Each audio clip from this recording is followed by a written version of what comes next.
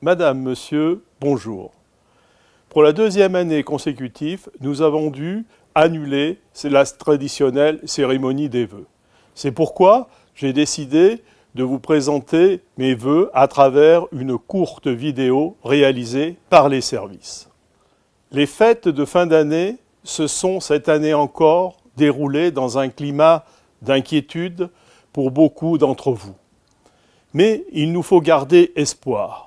La vaccination, très importante, et en particulier des Bourbonnais, le maintien des gestes barrières, leur strict respect, qui doit être effectué par tous, doit nous permettre d'envisager un avenir plus serein.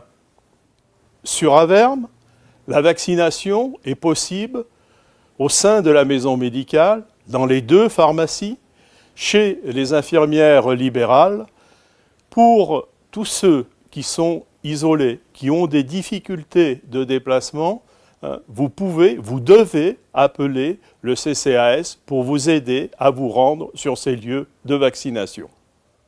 L'isolement est une des conséquences de cette crise sanitaire.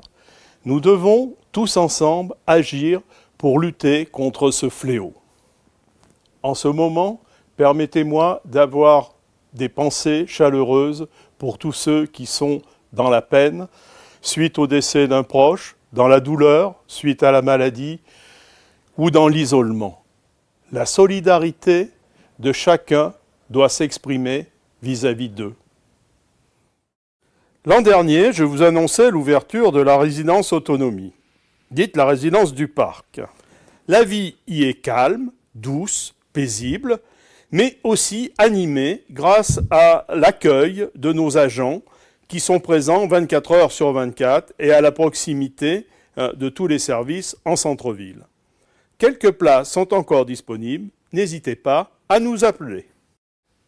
La maison médicale est ouverte depuis juillet et de nouveaux commerces se sont implantés sur la commune. D'autres vont suivre, permettant ainsi d'élargir l'offre de services. L'attractivité de notre commune est toujours bien présente. Grâce à l'implication de nombreux habitants, le projet de maison de service, le point commun, a pu être élaboré. Cette année, avant la construction de la structure, quelques ateliers vont pouvoir fonctionner temporairement.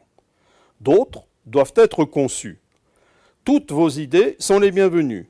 Cette maison sera la vôtre, la participation du plus grand nombre est souhaitée. Là encore, n'hésitez pas à nous contacter.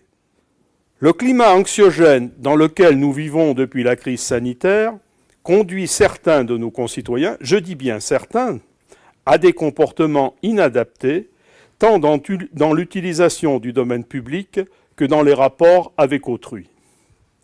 Ces comportements doivent être relevés, recadrés et, si besoin, sanctionnés. Tout n'est pas excusable, rien ne doit être laissé dans l'indifférence.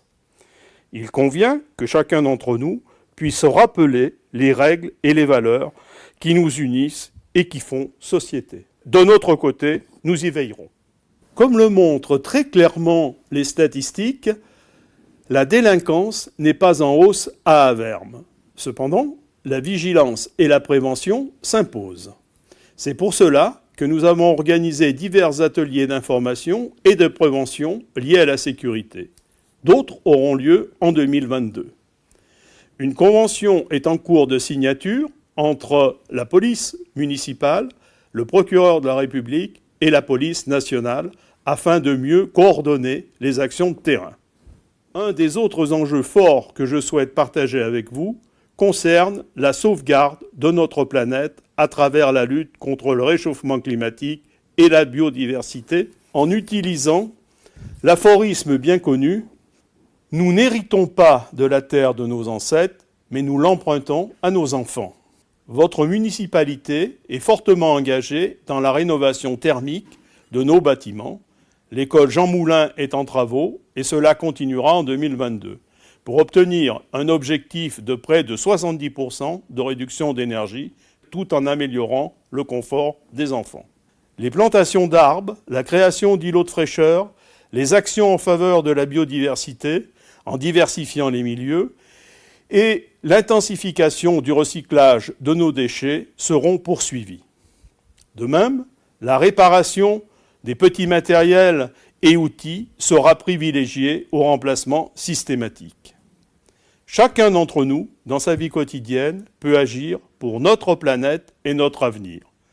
Et comme le disait Pierre Rabhi, récemment décédé, la Terre ne nous a jamais trahis, c'est nous qui l'avons trahi.